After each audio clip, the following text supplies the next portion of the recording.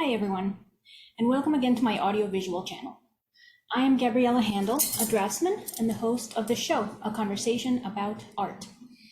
During each episode, I look for the meaning of art and beauty through conversations with colleagues in different artistic fields. Today, I bring you episode 38, and I will have this conversation with artist Caleb Henderson. If you'd like to support this podcast, liking and sharing this video is a great way to do it, and so is subscribing. These forms of support are immediate and have no additional cost.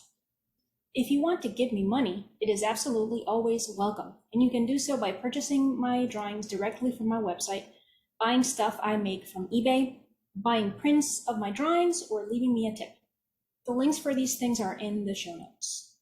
Thank you very much for watching and or listening, and enjoy the episode.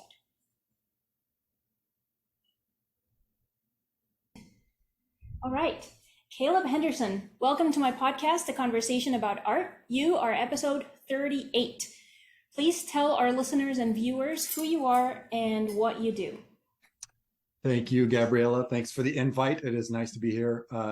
My name is Caleb Henderson. As you said, I'm a figurative artist living in California. I'd say figurative artist and sometime abstract artist, working mainly in drawing, various mediums. I used to paint, but less so these days. And so I teach at a local community college. I'm the drawing instructor and trying to raise my kids and not mess them up too bad, I guess. All right. No, okay, that sounds good. I think you're doing a fine job raising kids, especially if you're a teacher and you're dealing with younger people constantly. I bet that's probably helpful for that. Okay, so you said drawing is your main medium. How long would you say you've been drawing? That one's a hard one. So my students will ask me that often, like, how long have you been drawing? And I don't know where to start the timer on that. So, because like most of us, I drew as a kid, and I think it's just an intuitive and natural thing. Kids have no compunction about just laying material to hopefully paper, but in my case, it's everything around the house, walls and all that included.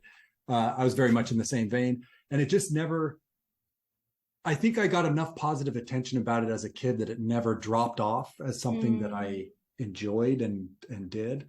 And so I just carried it forward. So, I mean, in some sense, I've always been drawing since those initial early days. And then learning that it could be something you study. There was actual stuff to learn about it, and stuff just furthered my momentum carrying it forward in life, I guess. So I don't know where to seriously start that, I guess, is the answer to that question, but. Yes. No, and I mean, that's fair. Actually, your answer reminded me of a reply that I myself gave in a written interview a little while ago, where the interviewer asked, when did you make your first drawing or something? And I was like, well, I really don't know, because it's like, when could you argue that an artist has made their first piece of work? Is it when the artist deliberately refers to themselves as an artist? Is it the first time a little kid deliberately, with the fun sense that you were talking about, deliberately makes a drawing as a little kid? Where is the cutoff of that?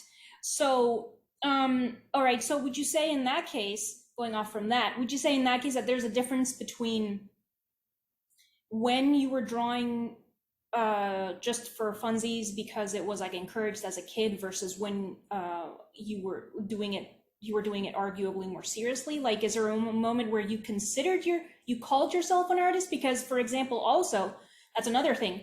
I did not refer to myself as an artist until, I don't know, I was well into studying undergrad or something, for example. People sometimes are uncomfortable with that. So what would you say about that? Absolutely. I mean, you're describing me to a T right there. Even to this day, to be like, I'm an artist who, I'm like, in my mind, there's a subroutine that goes, yes, you are an artist because you make art. That counts. So I was very reluctant to consider myself an artist. I think because I had the idea that artists are in control. They know what they want to execute. They create their thing with whatever mystical creative energies they possess that you don't. And it's this, and so I always felt like in some way I was not ready to be referred to as an artist. And so I think the overlap between doing it as a non-serious but thing that I enjoyed and being an actual artist, there was I didn't realize or like feel comfortable or whatever referring to it that way until well in, like you say, well into studies. And even then there was always an asterisk behind it, you know. So but I do kind of, one hallmark change for me was sort of my first college level drawing class, because I think it was the first time I encountered um I don't want to say instruction, but sort of correction, I guess is the right way to think of it. The first, at least the first and most impactful time. Maybe at some point it's like, oh, try doing this or try doing that. But the flavor of art making for me through school all the way up through high school was like, wow, I guess there was some inherent talent or something that like I could make a thing look like a thing because I practiced it and I had fun doing it from when I was little and I never stopped. And so then the feedback becomes wow, wow, wow, wow, wow. And you get used to wow. And then you end up in your first college course and your instructor goes, it looks like you can do this or that and this or that, but notice how this part, and you get that real sort of correction. And that to me was like a seminal moment, was like, okay, oh, you know, that the inclinations that I had that I couldn't do what I fully wanted were finally recognized explicitly by someone else. And it was fed back to me as feedback, you know. And so learning to take that was very difficult. Learning to divorce my ego from the work was very difficult. But I feel like that work, essential as it is to an artist, started kind of when I started getting that feedback. And I would say those first few college level classes. Okay, yeah, that's fair. That seems right. All right, so your go-to medium has always, you said, has always been drawing, but you also said something about other mediums. Is that still within drawing? Yes. Like what does that mean? I try, and I think maybe because of the influence I had in art, I try to be jack of all trades, master of none is what it ends up being. I mean, that's a saying for a reason. Primary is drawing for me, but I've explored out in other ways, you know, in my limited way, into other mediums like watercolor, oil paint, acrylic paint, gouache, basically any of the two-dimensional printmaking, two-dimensional art making methods. I've I wouldn't say I branched out into them a bit. Painting probably more than most, oil paintings and acrylic paintings particularly. But always kind of came back, you know, drawing is that fundamental draw for me. Okay. Why do you think that is? Why do you think you come back to drawing all the, oh, and is it in graphite or charcoal or just interchangeable? Interchangeable. So graphite, charcoal, hard pastel, ground up stuff. I if it's dry and can make a mark on a page, I'm interested in trying to see what it'll do. But if I'm mostly pastels and charcoal sort of used similarly. So I wouldn't say I'm a pastel artist, but I use them extensively when I'm working in color and stuff, mainly dry on the page. The reason it pulls me back, I think there's probably at this point there are several reasons why. Not the least of which being that I'm the drawing instructor. So it's weird how, because my track has always been painting and drawing, and I've kind of painted and drawn throughout. But as soon as you're tasked with being in charge of an area like the drawing area, to not have that start to consume you, I think is extremely difficult. And I don't even know if it's desirable. Like at this point, because I teach drawing and I think drawing and I live drawing and I'm drawing area is my purview. That's just where my headspace is always. And so it's got me in its grips like really hard now. Though I will say, even before that job, drawing has always pulled me in, charcoal especially. And I don't know what the reason is. I think because of the immediacy of it. I think because what you're doing happens in real time and you have to react, and you can plan for the future, but it's not like you can cover your tracks that much, at least not the way I use charcoal, covering my tracks as I go. That phrases it badly, but it's how it feels to me, where I'm like, I'll do this and then I'll layer my way out of it and we won't know, we'll just hide it as we go, or something like that is what I feel like I'm doing when I especially acrylic paint, let it dry, another layer, let it dry. And there's an interesting interaction between layers that happens. But I find that drawing, it's like I make a mark, I have to immediately like deal with what I just did. Mm. And I think that appeals to me, I think, on a philosophical sense, really. Like my life is made up of things that I've done and then immediately had to reckon with, or at least there's no undoing what you just did. And to me, Mm-hmm. of mediums, and maybe like ink and watercolor get at this as well, where it's like there's a reckoning. You have to react to what just happened and either fold it into what you're doing or at least deal with it the best you can. I don't know if that makes sense, but yeah, that's how I think about it.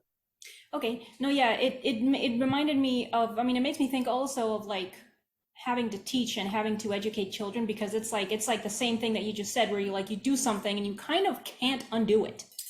If it, whether it's good or bad in a way, because it's like you can like I don't know, be terse with your kid or like scold your kid and the kid is going to be mad, and then you can feel bad or something, or you can be like, I'm sorry kid, but this or that, but there's no, the kid is going to be, I mean, there's like these, you can't, you, the consequences somehow are just like a solid object that is falling over you or something, and it's like, kind of uh like that, where it's, you can't get away from it.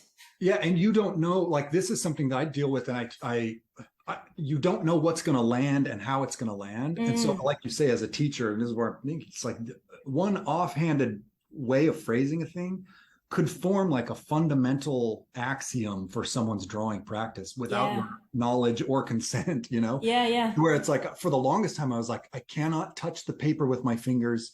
I can't, it's wrong or it's whatever, because of some instructor, some in the past was like, oh, maybe don't smear so much with your fingers. And to me it landed as, oh my goodness, I've been in breach of some holy yeah. principle and now I will never touch the drawing with my fingers again. And it's like, how many of the things that I say result in a similar, oh well, my instructor said to never do that or something. And so it really feels heavy sometimes to not like, and maybe it's like it dovetails with my fear of messing my kids up, because it's like, well, I'm just doing the best I can anyway. And yeah, there's always a constant maybe concern that something you say will land as holy truth, and it shouldn't by any Yeah. means. There's so many variables though, because it's like there's like all the variables that you bring yourself via like the things that you say, how you say them, and your intention and all of that stuff. But then in a way, the receptacle, whether it's a paper or a person, I mean, they're obviously not the same, but um, in the case of the person, it's like in a way one doesn't have any control over how they're going to receive it, and one also does not have control over how it's going to settle in that person, because like you said, the teacher that told you to not touch the paper, probably it was just like a throwaway comment of the moment, like casual, like not dogmatic in any capacity. But then for whatever reason, and who knows what that is, it's just stuck with you, just long term, because I don't know how long ago was that, and like how, like Yeah, I must have been 12 or something, and even into college years, I'm like it was something that I just had to like learn. Okay, I like, you have permission, don't overdo it, but it's not like there's yeah, hard and fast rules here. And it's hard because you want to make statements that can be trusted, like students need to trust you to know. And so there's a certain amount of clarity and like truth to what you're saying, like authority. I guess I don't like the word, but it's like what you say is kind of how it is. um that needs to be trusted, or else why teach? mm, What's the reason? Why give anybody any instruction at all if everything works and nothing is off the table? Then we have no wings, now we can't get off the ground. yeah, But that swings, I feel like that's a pendulum that swings too far the other direction too, where it's like now you're shackled, you must do the following. yeah. And so threading that needle, I think, is it's interesting and it's fun as a teacher, and it's also a concern, and all of that melded together. Yeah, to navigate that feeling, I guess, while you're being a teacher Yeah. and drawing. Okay, so um, you did mention that you don't paint as often because of being a drawing teacher and everything, but also I mean, you have like a personal bias in favor of drawing. But uh, what is the relationship that you have with painting? You said it's acrylics also, right? Acrylics is kind of, it's like how I started. And then oils became something that I moved into for all the reasons people move into oils: luscious use of the materials, the seriousness with which the oil painting is taken, and all of that. Okay. The delayed dry time. Longer term work on the work. Yeah. Okay, so then why do you think oil painting, I mean, besides what you just said, which I agree with, even though I don't care very much myself for painting, because getting ready for painting and then finishing painting is just ridiculous. But why would you say that oil painting has stuck with you that way, in the sense that you favor oil painting?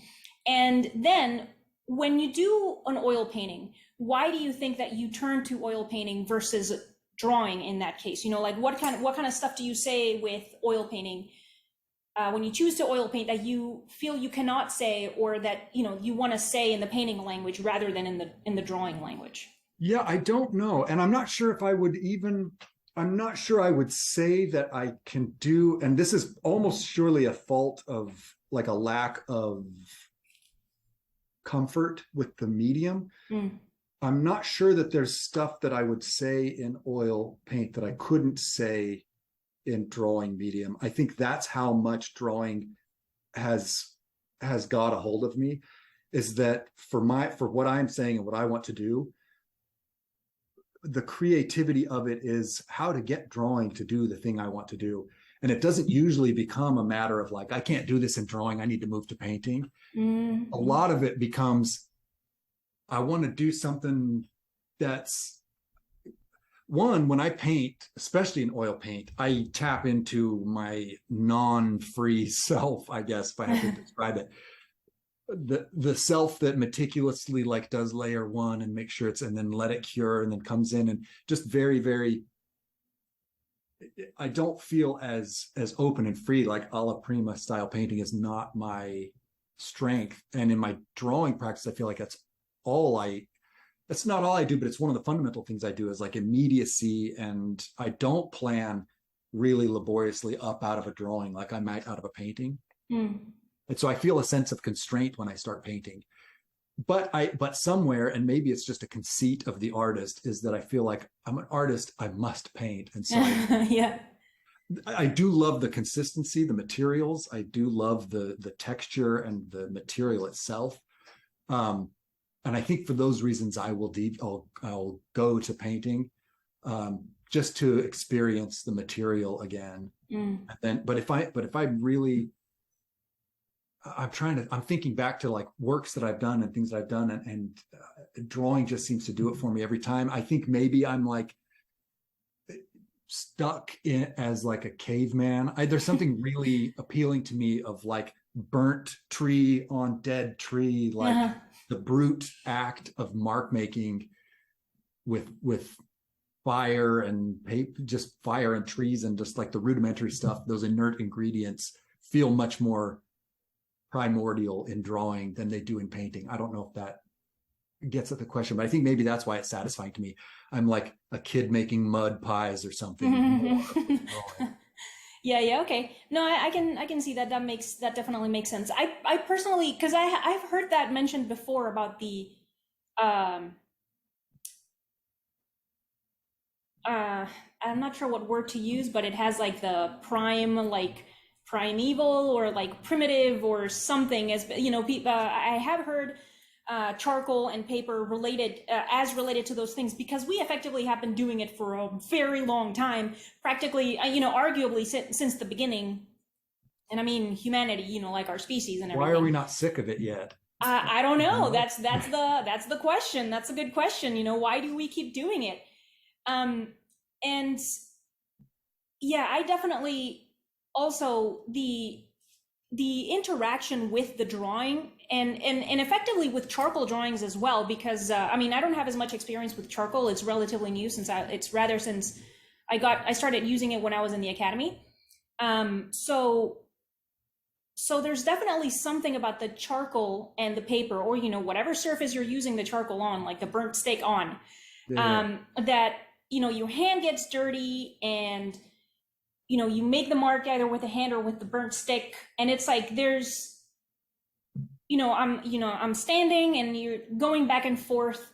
You take a step towards the drawing, you take a step back, you make a mark, and then it's like this whole dance-like thing that you're doing. So it definitely, it's physical and very involved. Like, your body is very involved with these other objects and stuff. So like, it's a nice relationship for sure. And effectively, like the couple of times that I have painted, which is really rather seldom compared to drawing, I actually, and I think I can see why you would favor acrylic, because you can do more of that you do with charcoal, because it dries faster. So then whenever I have painted with acrylics, I'm trying to just imitate the same thing that I do with charcoal, which is like, oh, mark, like very kind of monstrous. I don't know. Yeah, and in a way, a drawing is immediately ready to receive your next inputs as the artist. Acrylic is similar, I mean, with a bit of dry time, but those marks are drying as soon as you put them down. And I'm sure there will be any host of oil painters that are like, we can do the same thing you're talking about. I totally know. Yes, mediums, just put mediums.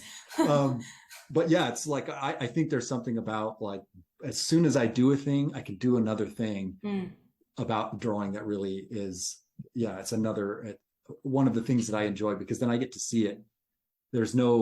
Maybe it's a fact that I just am terrible at delaying gratification or something. I have to like be able to do something now. Yeah. And part of me is like, it's a shame to admit, because I'm like, I don't know when I get into I don't know when the next groove is going to happen. And practiced artists have that groove a lot more frequently. And I find it comes and goes in waves with me, to where I can really put out a lot of work and energy on a drawing. And times where I just can make a couple of marks. I'm looking at one right now, make a couple marks, and then just, I can't pour into it the way that I normally do. So I don't know I can't predict when those happen. And I am as guilty as anyone of letting life kind of pull me around, and letting the studio practice. As a teacher and a parent of young kids and stuff like that, it's easy to let those things lead you around by the nose, and then devote what you can back to your studio. And it's always woefully inadequate, I would say. And so then when I'm in that zone, I want to be doing, and not have to stop and wait and hope that like 3 days from now, I'll be in a similar state, if that makes sense. Yeah, so then the groove that you speak of is like when is that when effectively when you're in the zone, as they call it? Yeah. And my biggest problem in life and art is getting started. It's always like the momentum, my inertia is massive. It's like, if I can get the ball rolling, then it rolls. But like the getting it rolling is a real struggle. And so I often am just like, I got to get doing something. Even if I just start, I'm just going to go make a few like little things. And then pretty soon it's like, however long later, I'm like in it. But yeah, it's hard to, get me going, get me started, I guess. Yeah. I definitely, that also happens to me as well. And it's really annoying, because I'm like, all right, I have this time available to draw today or whenever it is. And then it's like, I write about it because I've been writing about stuff to try to, chew on them and try to help me change the thoughts. And so we can move on and stuff. But I find myself being like, all right, I'm going to wash the dishes or whatever and get things out of the way so that then I have all of this time available to draw uninterrupted. And then I end up doing a ton of shit. I mean, I still want to do this stuff, but I end up doing a ton of shit. And then the time that I had available originally for drawing has been reduced by like a third. And it's like, I could have just sat down to draw. The dishes are going to be there anyway. You directed your in the zone time in the wrong direction. It's so annoying. It's really annoying. The previous episode with Patricia Wadwood, she was talking about that very same thing, about when she finally gets herself to drawing and to get to work and stuff. And I was like, well, what do you mean by that? And she was like, well, and she talks about how she like coaxes herself, or like kind of fools herself into doing something for fun. And she starts so it's kind of like in her mind, like labeled as for fun. And she does like a little sketch. She starts just like doing a sketch of something in a sketchbook. And then that kind of leads into, it's like a gateway into then the more quote unquote serious stuff. but then the startup is supposed to not, it's like she kind of coaxes herself by starting up with something that's for fun or something Yeah. of the sort. Yeah, that seems Sounds like interesting. I need to tap into more of that. Well, the tough thing, I will say this, the tough thing is because as an instructor, you're doing demonstrations and stuff all the time. Mm-hmm. And so you are putting material to you're drawing. Yeah. And it starts feeling really comfortable as like I put my drawing time in, right? Like I did my drawing but in the and they make fine drawings too and can even be shown and all of that stuff. Mm. But they're kind of a known quantity. Like I know when I'm doing this demonstration, this is the concept I'm getting at. And it's not as unknown as what I'm doing in my own, like the thing I'm doing in my own practice could go sideways or any other direction. Mm. And I need to be sensitive to that and let it happen or stop it from happening or all of this stuff. Whereas in the demonstrations in class, it's like, this is what I'm doing. I need to show this concept. There it is shown. Here's a finished drawing or demonstration drawing. And the temptation for that to feel like putting the miles in, and it is in a way, but it's hard not to go, I'm still in it, I'm still doing it, when the reality is it's been weeks since I worked on my actual like thing that actually has me inside of it, like trying to express something or do something, And so it's like almost like I'm fighting between two versions of myself. Mm-hmm. Teaching production guy and the artist expression guy. Yeah. Okay. So yeah, hearing you talk about it just now makes me think that the difference really seems to be that with the demos, we know what we're doing. It's like we know exactly what we want to do. We know exactly what we want to talk about. To a certain extent, we even know the next step. That all not all the steps necessarily, but probably most of them. Whereas in a drawing. Similarly to what you were talking about earlier, I mean, I don't plan the drawings out. I don't even make thumbnails. I don't make like value studies. I don't make any of that shit. I just like go and I draw the thing, and however it turns out, I'll figure it out along the way, And like like the demos, I guess that sounds like an interesting difference between the two. But okay, so then I'd like to talk more about your work a little bit. What would you say then your work is about? I don't know the answer to that. I think so. I have a fascination. I mainly work like portraiture and figure drawings, like anatomical sort of drawings of the figure. And I think I just have an insatiable curiosity about the machine that we are. And through study, learning how to peel back and like see not see, but to know what's in there. At least as like gross morphology is concerned, the muscles and the bones. And I mean, even taking someone's head and just chunking it into the forms that it is visually, like there's no end to pleasure doing that for me. And so I naturally gravitate towards the figure. And I find that sometimes I've got something to say and I use the drawing to say it. But a lot of times I'm just like going, look at that other like meat machine moving around the world. Yeah. And it's just a dissection almost, or a reason to see if I can swipe that whole plane in one go. And I wish it had more meaning than that. It probably does, but I'm like, I gotta let somebody else figure that out. Otherwise, I've long had the problem that if I'm trying to say something, whatever that means, I just get in my own way the whole time, where it's like, is this saying exactly what I want to say? Oh, that idea, that's actually stupid. Like I get in my own head pretty quick. Yeah. In the process. And I even try to like coach my students past that, where it's like, you have your dreamer self or like your art self coming up with ideas, coming up with these things, getting excited about stuff. And then you have your production self who can actually get the work done necessary to like pull it off long term. And your artist dreamer self, this is my own interpretation, will abandon your production self halfway through the process and be like, stupid, moving on. Right. And if you don't learn to quiet that voice and execute to the extent, you can end up abandoning ideas over and over and over again, which I have done a fair share of, and still to this day struggle with getting started with something, being excited about it, starting the execution, and then partway through the production side of like just getting it done, I lose faith in the idea or something. Yeah. And so I think it's part a fascination with the with other people and myself and the anatomy and the human body and that kind of thing.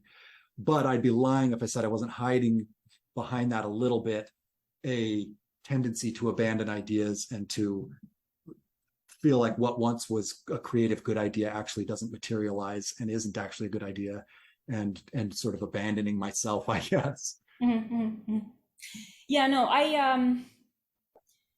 I also completely agree, or you know, it resonates. I feel like it's very similar, at least, to the way that I feel about what my own work might be about.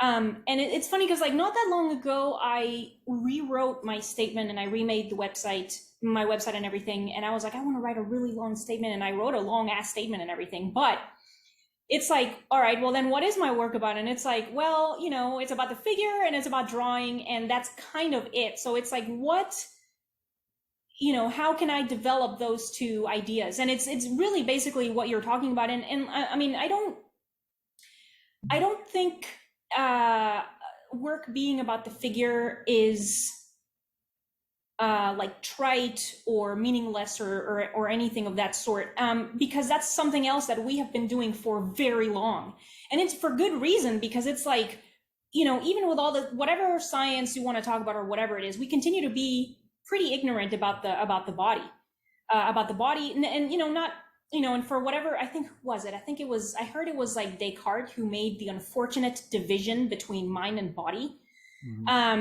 And it's like, you know, that's cool to a certain extent, but it's like we have forgotten that, or, you know, we seem to like not even consider that if they are one and the same, you know, mind and body, they're one. But anyway, the thing is that, you know, like this whole, you know, the body and the mind and the interaction between the two, and it's like saying that the work is about the figure is kind of basically saying you know, you're talking about the mind and the body and how they relate to each other and how they communicate, and then, you know, other people also. So it's like it's a very broad subject. And in a way, because for example, I like to do self-portraits sometimes I just want to draw a portrait and just kind of get lost in the different shapes that change within the portrait, or the, you know, the body, a torso, and all of these things. Sometimes I want to talk about fantasy art a little bit and make a creature, and it's like, oh, the human body and nature and stuff. So it's like, yeah, like that exploration of the surface of the skin, because it's like, you know, somebody might say that it's trite, but it's like, it's so easy, and you know, maybe you feel that way as well, that it's like, it's so easy to get lost in like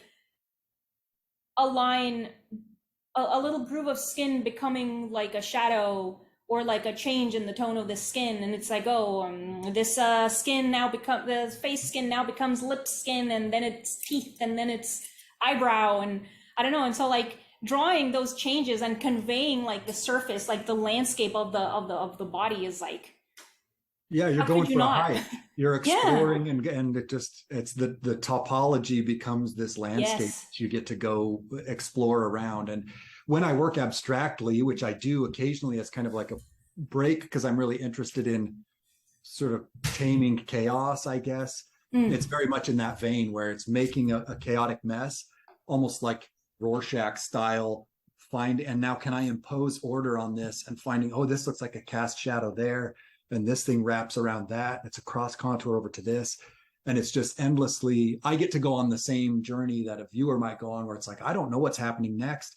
It's not even a recognizable object, but I get to like play in this landscape. And that's really appealing to me when I'm not trying to, you know, represent the real world or whatever. It's that process that you're talking about where you get lost in the little things, or what get you in trouble on the subway when you've been staring at someone for like the last 30 minutes. Finally, they're like, what is with this guy? And you're like, I swear it's the light. It's not, you know. But you're just like, your face is amazing. That's right. It's like creepy as hell. All right. Okay, so Mr. Henderson, what is art in your opinion? I don't know. I think I as a self-doubter, I can make a statement and immediately start counter-exampling myself. And so it's hard because I don't disagree. So you say art is like, you mention anything about creativity or anything like that, or about expression or anything about whatever it is, and immediately the counterexamples come. And I don't normally disagree with the counterexamples either. It's like, oh, okay, yeah, does art have to be this or that or this or that? And it's like, I think on some level we want to make statement like this is art and this is not art, or this is sham, or this is whatever. But the reality, as I look back through art history, as I understand it and interpret it, is art has been a thing that has then been assailed by these other things that aren't contained there, and that maybe are ridiculous by comparison, but have been folded in ways that allow for things that previously were not allowed, that I value greatly. And so it's hard to, it's definitely, and I'm sure anytime you ask this question, you get all the humming and hawing in the world. And I don't know how to distill it down very good. I think maybe like the best, or like maybe some way that I think about it is it's an outcropping of our human tendency or need, or indeed evolutionary advantage to create order out of chaos, or to do something with inert ingredients that are just strewn about, and to organize them in something beneficial, or something that in whatever way is advantageous to us. And that's really like beating around the bush back to the start, but I almost feel that way. It's like, maybe that's the reason that I lean towards charcoal drawing as well. It rhymes with what we were talking about earlier, is that it's taking the ingredients of the universe and rearranging them into something that has meaning behind it. And it's no wonder we don't get sick of doing that. You know, it's what allowed us to be where we are now. And it's one of our fundamental survival traits, is the ability to reorganize things is huge. And so to me, drawing, especially because of the amount of, I don't know, like painters would say they do the same thing, I'm sure. Yeah. And is there distinction between drawers and painters? Even that is suspect. But it's like you're dissecting something, you're trying to understand it in different ways, and you're reorganizing it and iterating it in some other way. It's like, of course, that's going to be appealing. And maybe that, to me, I guess, is art is any attempt at doing that. You know, or at least it has those hallmarks about it. Yeah. Okay. Yeah. I also kind of struggle with something of the sort, especially what we were talking about when you started to answer the question, which is how stuff, whatever was considered art before, which was, painting and drawing as specific things. Then a bunch of stuff started to be added to the definition of art, like installation, performance, and ready-mades, and all of that stuff, And I also struggle, and I mean, I also struggle in the sense of being like, I don't know if I consider those newer things to be art or anything, but at the same time, and not exactly like what you were saying, but similar to what you were saying, in the sense that, it's thanks to the addition of so many things being called art that we can now do basically whatever we want as artists. Even if you're using, like, if we are using the arguably traditional media, we can still, we're not bound by any academy, like the French Academy or something. We don't have to go through a very specific procedure in order to earn our calling ourselves artists or anything, or make money as artists or anything. It's like, even if it's arguably very difficult to kind of find and forge your own way as an artist, you can still do whatever you want, in the sense that, I can draw fantasy art if I want sometimes. I can draw self-portraits if I want sometimes, and be like, these are for sale, I want to show them and they're for sale, or whatever it is. And if sometimes I want to do not that stuff, and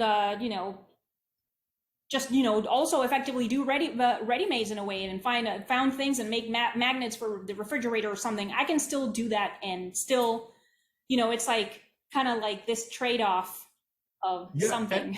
And it puts the onus on both viewer and artist to find their own baby in the bathwater. I find that it's like you're not now being dictated this is art. There are still people that want to do that. There's still people that try to do that, and successfully. Some people want to be told what good art is and then adhere to that. There has to be room for that because it is happening. It's kind of a two-edged sword where if you're going to allow the artist to sort of break out and you just keep adding every door that you create just like creates another opposing door, and it's forever infinite. It gets a lot harder to navigate within that space with any surety, with any like sense of having found the answers, to where it just does it does become kind of a subjective game of okay, well then I just need to like lean into what I like and make sure that I find it.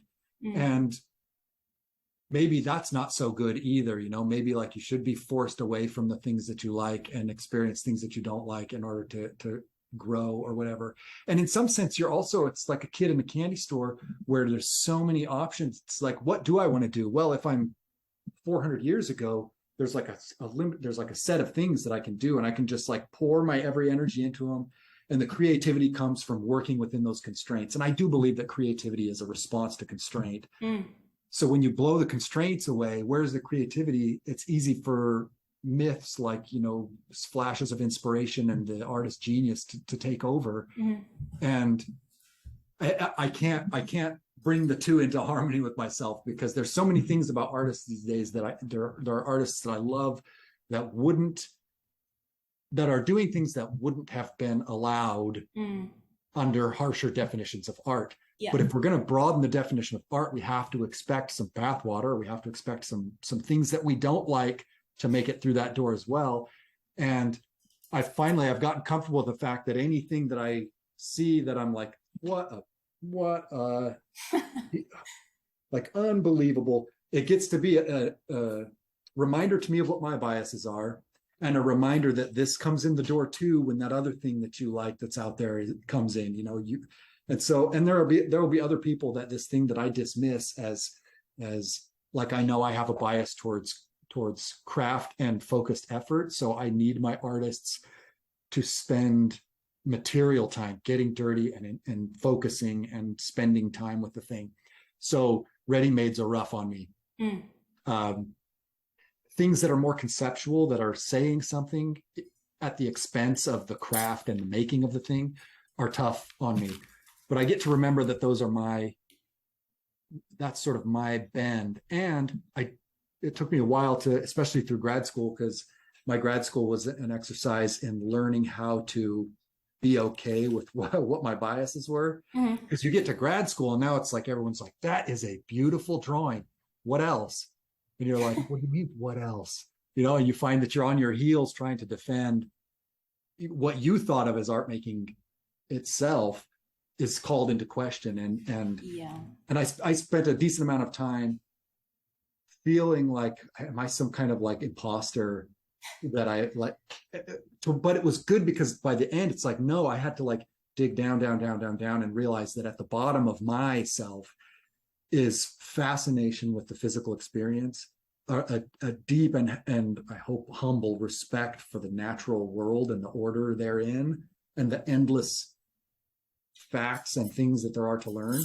And that my way of making art was maybe like an attempt to pay homage to reality itself or something. And part of that to me is not being like, I'm the artist, nature, you do what I say. Yeah. But instead being like, holy crap, nature, I had no idea, and like being that way about it. And so to where that's sort of my fundamental justification now for doing representational work or realistic work or whatever, is that it's not like I'm trying to do a card trick of flashy, like flashbang. I do enjoy that. Every artist with an ego loves to do something well and be appreciated.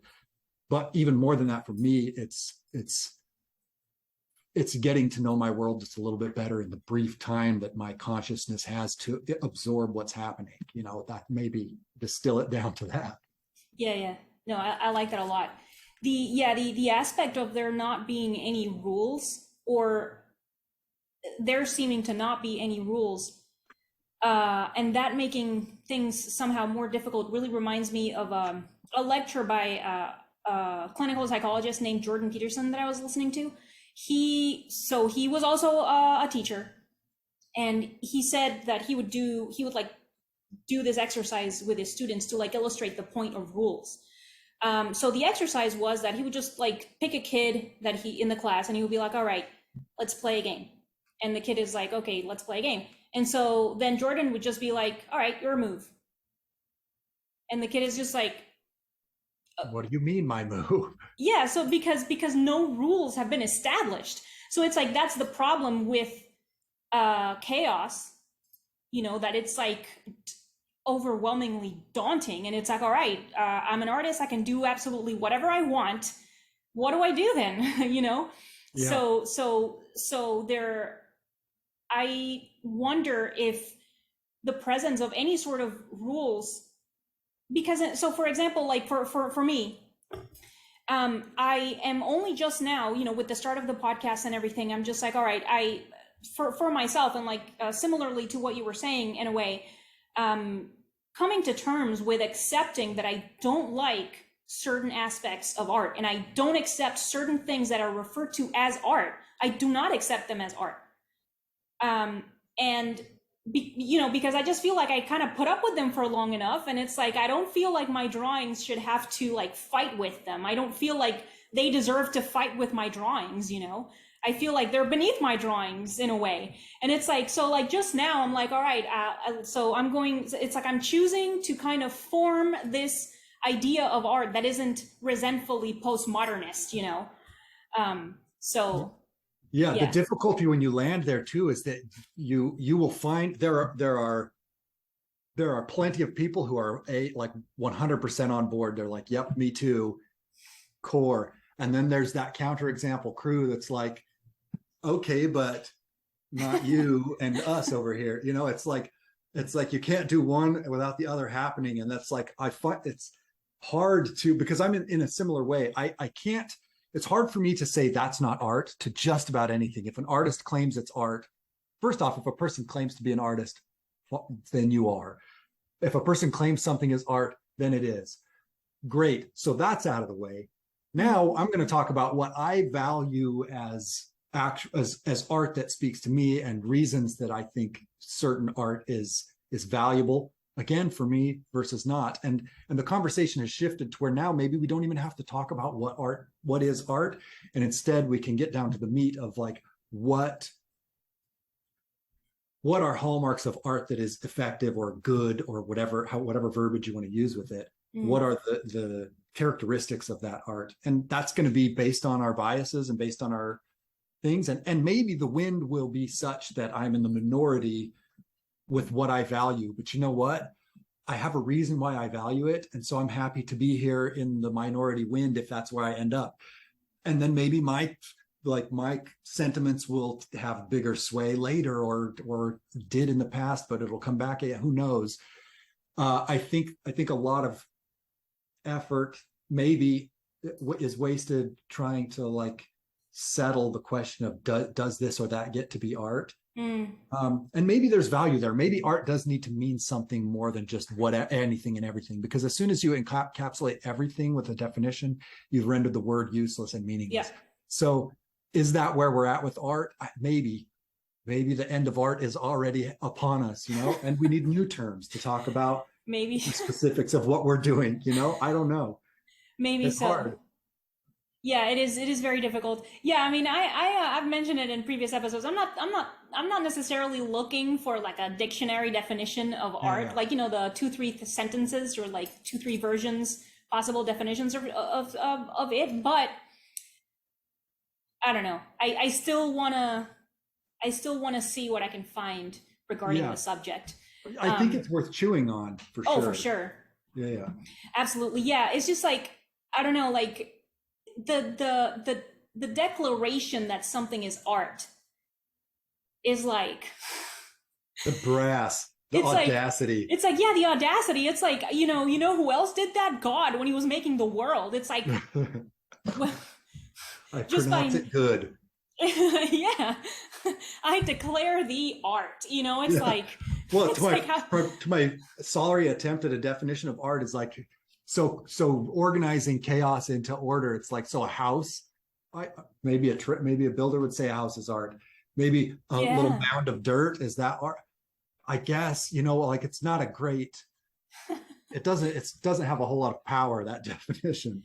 Yeah, yeah. It's definitely not easy. Okay. All right. So, an arguably even more difficult question, Mr. Henderson. What is beauty in your opinion? I have to run example and counterexample, because beauty, like, it's pleasing. There's adjectives we can attach to it: pleasing, orderly, gentle, whatever. Beauty has sort of these connotations. But I think, I suspect it's those things. It's something that has the power to stop you, to like jar you from the routine or something. Mm-hmm. It has holding power, like it grabs your attention.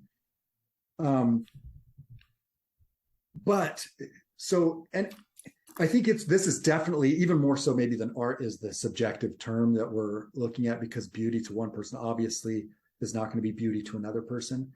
I think an artist particularly can make something not beautiful become beautiful by what they do with it or to it or representing it. But it has the power to have someone maybe like dissociate and appreciate or something. Like it has that holding power. And as soon as I say it's like I was going to be like, and probably has positive connotations, right? Like as opposed to ugliness, like a train wreck can hold your attention. Is a train wreck beautiful? And I'm like, I don't know. Maybe if like Van Gogh painted it, it would be beautiful again, or like an old pair of shoes or a butchered up piece of meat or something like that. There's beauty there. Jenny Saville painting, is it beautiful?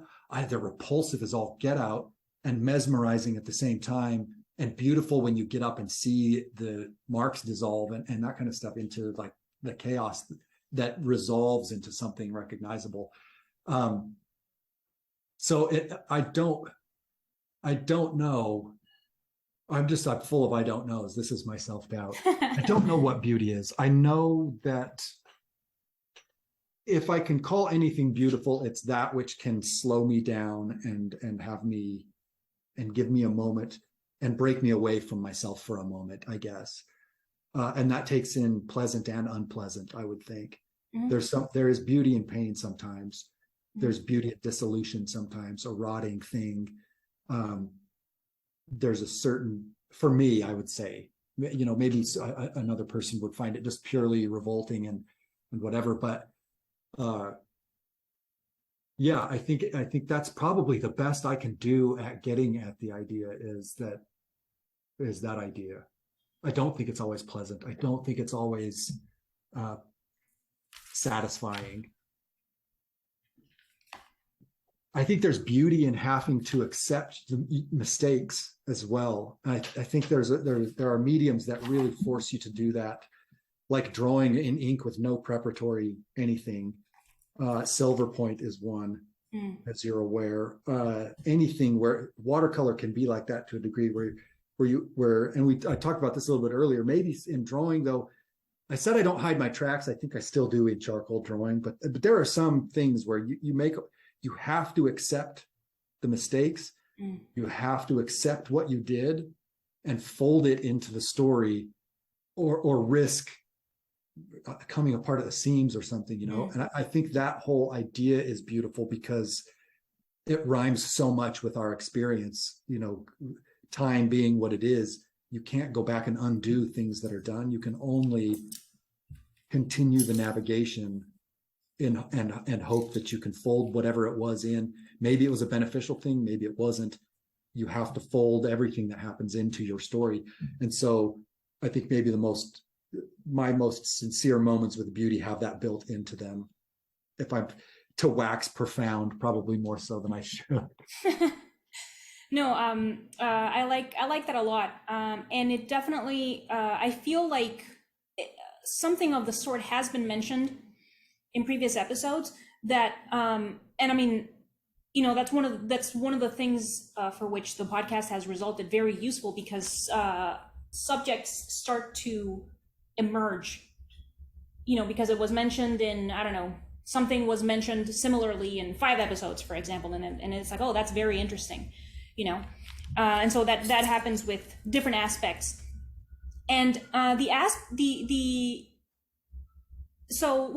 being able to find beauty in something that is arguably sad or revolting or whatever, versus and also being able to find it in something, like a flower, like that kind of stuff. Being able to find it basically, arguably anywhere, has emerged in previous episodes. And what I like about that is the insinuation that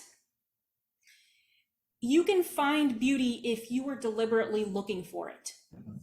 And I really, really like that, because it's just, I don't know, it's a choice almost.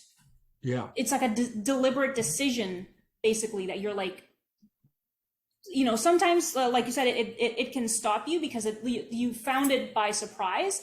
But then in other occasions, if you make an effort and you see like I don't know, like a cicada that's being eaten by they have a specific wasp for them that kills them and stuff. And it's like, if you see them like in their struggle, and it's like, wow, that is amazing.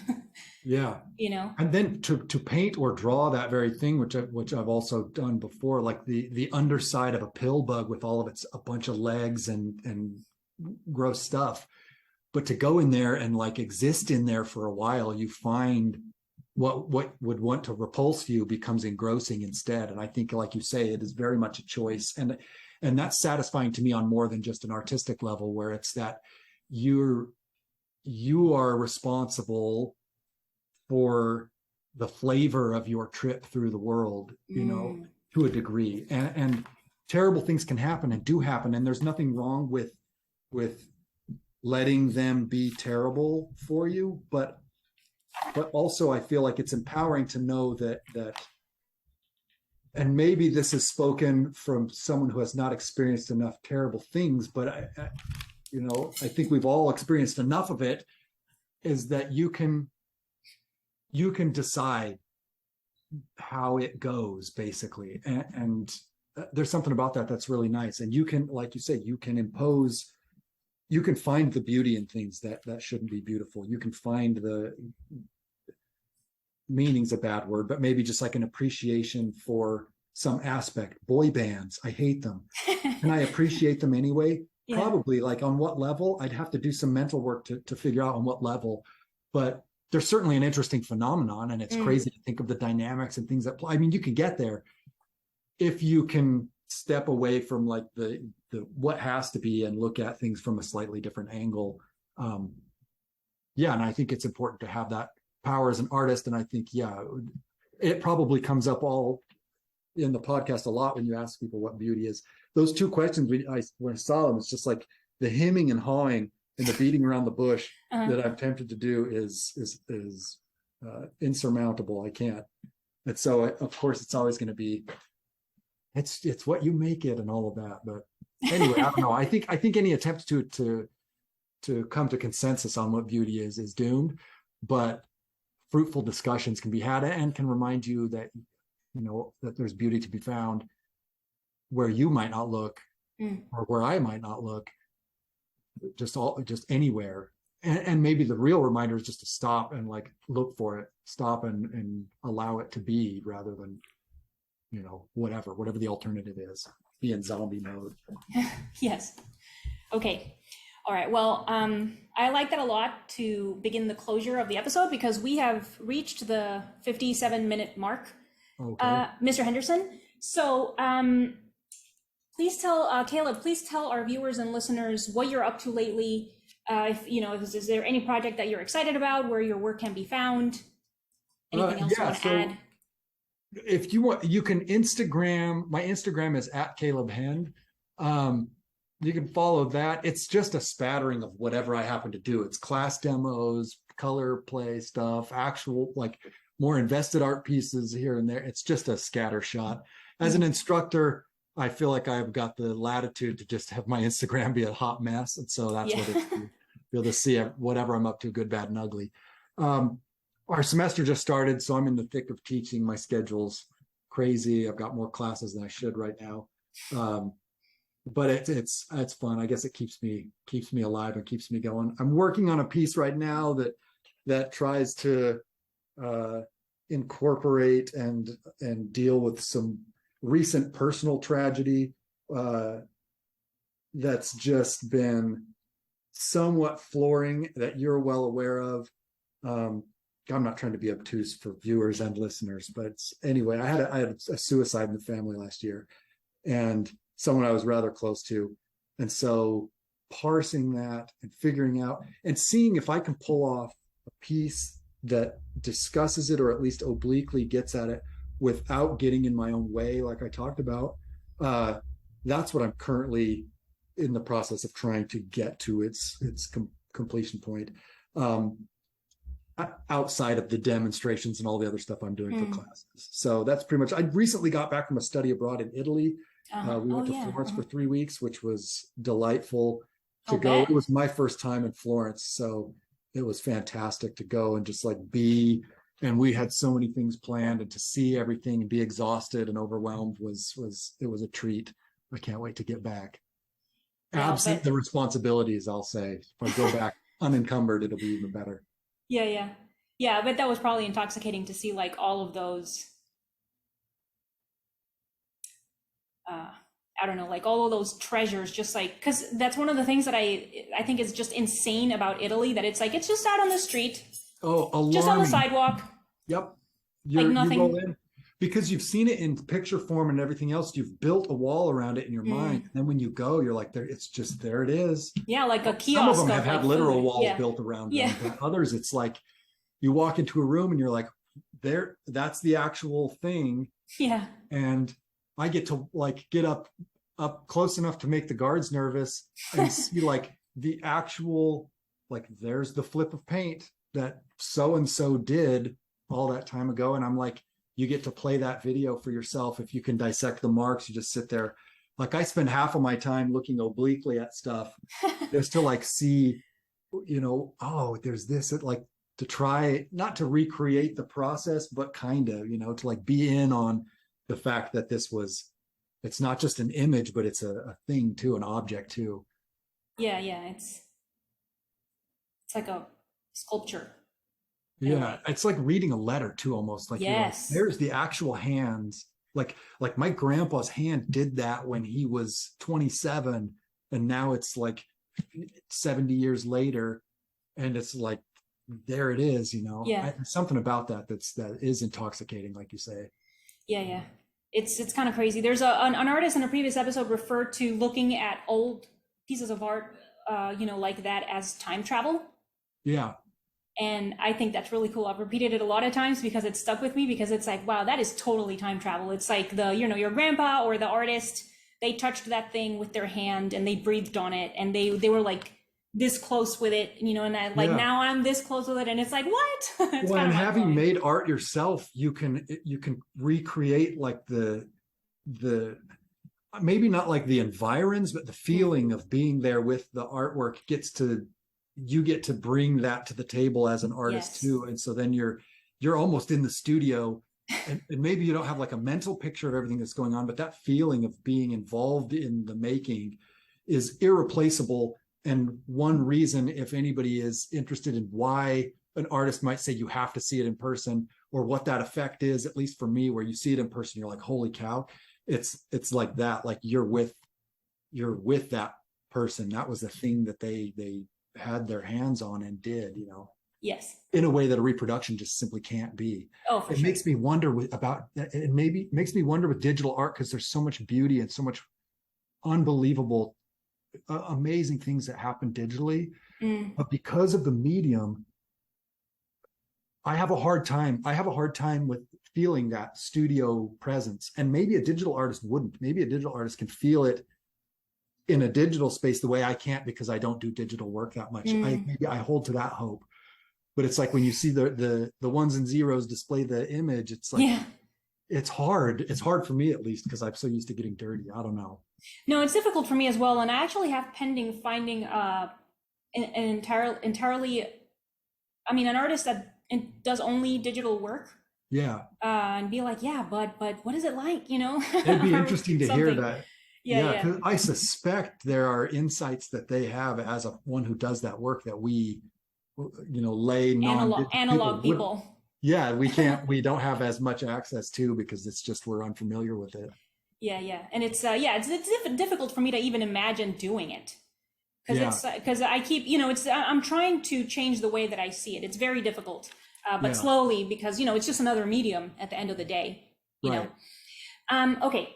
All right. So thank you, Caleb, for joining me. Thank you very much for your time. I really appreciate it, especially that you're very busy at the beginning of the semester. Thank you for your time. Thank you for your words and your thoughts. Thank you, everyone, for joining us. Feel free to let Caleb and I know what you think of this conversation in the comments section. Also, I invite you to subscribe to my audiovisual channel because more of these conversations are coming. I also invite you to like this video and share it with any and all pertinent individuals. If you want to support Caleb, myself, this podcast, or all three, the links will be in the show notes. So see you next time, everyone, and thank you very much. Bye. Thanks.